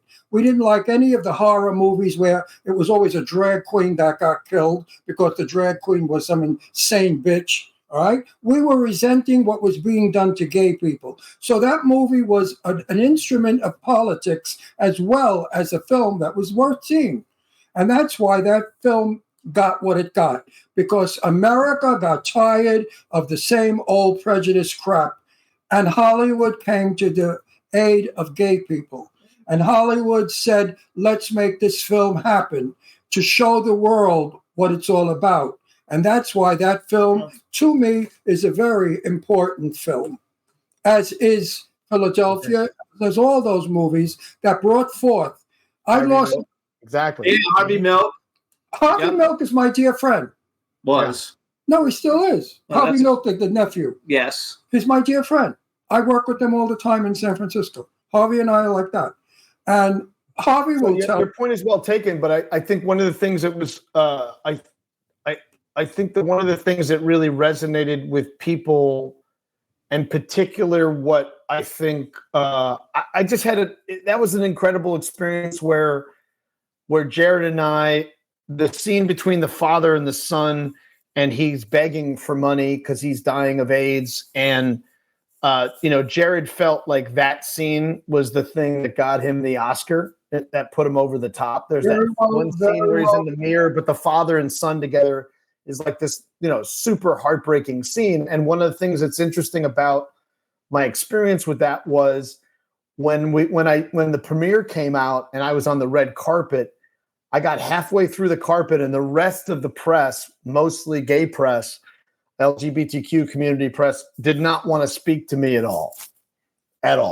Why? Because they didn't really know the difference between the character and the actor. And I represented parents who have abandoned their children when they came out. And so there I was, the face of that thing, and I got halfway down the carpet, and then Jennifer Garner came up to me, and she's like, "Oh my God, your scene is my favorite scene in the entire movie. It's the most heartbreaking. Your work is incredible. You're an amazing actor. I want to know who you are." And blah blah. This is halfway down the carpet, and then the minute that Jennifer Garner was just like, "Oh my God, that scene is just so incredible. That's the best scene in the movie," and blah, blah, blah. And then all of a sudden I go down the rest and everybody wants to talk to me again. And I'm like, "Hey, by the way, I have a lot of gay family members, and this is a character, this is a character. But because I'm the face of, and I have to represent it, as you pointed out, sometimes I'm playing these very reprehensible human beings, but it's my job to be truthful to who they were and who they are." Yes, exactly. You're an actor. But you're an actor. But some people, what you just pointed out, Ron, you're right. But some people have prejudice in there that they can't separate the storyline from what it is. And the reality is that I shouldn't be involved with the program, because Exactly. I was in an apartment in Manhattan, maybe the 25th floor, at a little cocktail party, and this boy, his name was Little Johnny, had just been thrown out of his house, and he was staying with this gay friend of mine in his apartment. And suddenly Johnny ran and jumped out of the window of that 34th story building. To this day, I have never seen such a horror in my life or experienced anything about it. And it was because his parents didn't want him anymore. So this is what we gay people had to fight. We had to fight the family, the world, society, and decency. Because as far as the world was concerned, homosexuals are nothing but faggots who rape children and blow everybody in subway bathrooms. Mm-hmm. We are trash. We are garbage to these stupid people. They don't realize that some of the greatest people in the world are gay. Some of the shakers and some of the movers and some of the people who have brought beauty, ballet, art, music to the world were gay. And this is the point that I fight to date. Everybody should watch the movie again. Everyone should watch this movie again. It was absolutely a landmark. Yes, please do. And pay-per-view it. Yes, pay-per-view it. Yes. I got one still in college. Please watch it over and over again. Watch it over and over again. So we only have 4 minutes, and I want to. So first of all, you guys can follow James on Instagram at James DuMont, and he also has he does a lot of his Instagram stuff, and he has a company called OnCameraWorkouts.com. Tell us what that is, because that has something to do with acting, right? Yeah, so I've been kind of coaching and teaching the last 8 years since I moved to New Orleans, where I live. It's my home. I still work in New York. I have an apartment in New York still, and I have a place to stay in when I'm in Los Angeles. So I'm kind of tri-coastal. I have been even before the pandemic. I mostly made my living off of doing self-tapes. So I would kind of shoot either whether I'm in Los Angeles, New York, New Orleans for projects all over the world. So I kind of caught a wind of, I've been self-taping for 15 years, booked well over $1 million off of work, off of just self-tapes alone. Most of the time I don't meet with people until I get on set.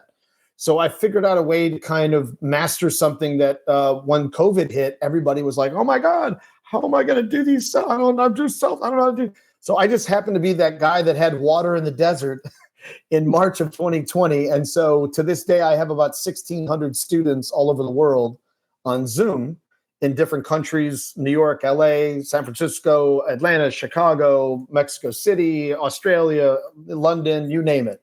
And so I teach people an on-camera work. I teach them how to work on camera in terms of self-tapes. I figured out a kind of way to kind of master it. It's an ongoing process. I don't have any magic sauce other than I've done thousands of auditions and booked hundreds of jobs, and that I have now watched, 6,000-7,000 self-tapes from an actor's perspective, not a casting director who's in a different mindset in his selection and likes and dislikes. I'm looking at it from actor to actor, artist to artist, and ways in which to kind of master and figure out this is your frame, ceiling, shelf of your frame, eye lines in terms of primary and secondary, creating worlds and pictures on the other side of the frame. And so basically, I've now looked at on-camera self-tapes as the new art form and the way in which that actors can compete anywhere at any point in time. Because limited resources and because of COVID, now they're having more actors being looked at in different markets all over the world. So a way in which to kind of compete and a way in which to kind of equal the playing field. Whereas when there was live auditions, they could only see so many people in a given day. Now in that same time period where they're seeing 6 to 8 people from very select agencies, very select management companies, where it was very inclusive and not for everybody. Now you can see 300 to 500 actors, all over the world in that same time period. So it gives more people an opportunity. So people really have to learn how to master the frame and learn how to do the work. I just before your interview started here, my manager said, check your email. I got an appointment. So in the next 48 hours, I will be creating a human being. I don't know what it is.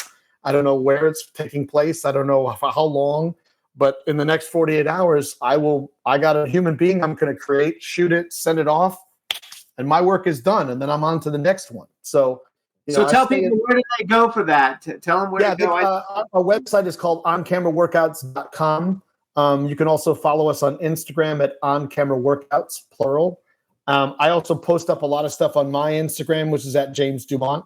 But OnCameraWorkouts.com, we've been kicking around for the last 8 years.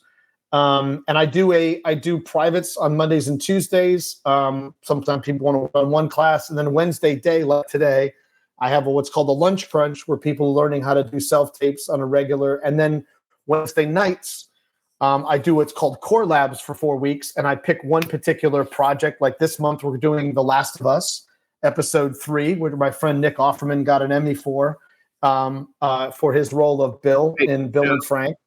And so this month we're going to do The Last of Us. Last month we did Past Lives, which was an Oscar-nominated film for Best Foreign Film and Best Screenplay. And then the month before that we did American Fiction, which won for Best Screenplay. We're going to run out of time. I want to make sure. OnCameraWorkouts.com, you guys. Follow James on Instagram. It's James DuMont. Congratulations on what a stellar career. Really, you've been in such huge movies. We wish you only the most success with all of it. We want to thank Charles Sherman, PR, for helping set this whole interview up for us. And we want to thank you for coming on the show. You've been a terrific guest. Thanks, man. Love to come back. One last question. When do you think your uncle's life story will be on the screen? That's a very good question. That's a good question. Hard to answer. About a year, right? Year and a half. I think I'll have a script ready in about a year, but then, when you're producing, it may take 10, 15 years before a project gets done. So you never know. Hopefully a lot sooner than that. So folks, let's look forward to Keep us in touch, and whenever you have any big things coming out, just let us know, and we're Facebook friends. I got some big stuff in the hopper already, but I can't talk about it till it comes out in August. So perfect. And then start the Righteous Gemstones up. So hopefully people can watch us on the Righteous Gemstones on HBO. All the last 3 seasons are up there. So Danny McBride, John Goodman. It's an amazing show. It's super funny. My son is actually on the show as well. My son plays Pontius, which is Danny McBride's son and John Goodman's grandson. So both of us DuMonts are on one show. It's kind of fun. All right, James, thank you so much. Everybody, thanks. We'll see you guys next week. Bye, everybody. Thank you. Thanks again. Bye-bye. Thanks again, Jim. You got it. Can turn out to be so wrong. Yeah, we in the mix. Yeah, we in the mix. It's another episode. Here we go. The Jimmy Star Show with Ron Russell. Interviewing the hottest, newest, and truest of today's celebrities. Make sure to subscribe so you can get notified weekly. Jimmy Star, he's the king of cool. Ron Russell, he's a gorgeous dude. Chat room is live and you would be a fool not to vibe with us at the Jimmy Star Show with Ron Russell. Come watch it live on W4CY Radio. Miss some past episodes? Download on iTunes. The Jimmy Star Show with Ron Russell. It's the Jimmy Star Show with Ron Russell.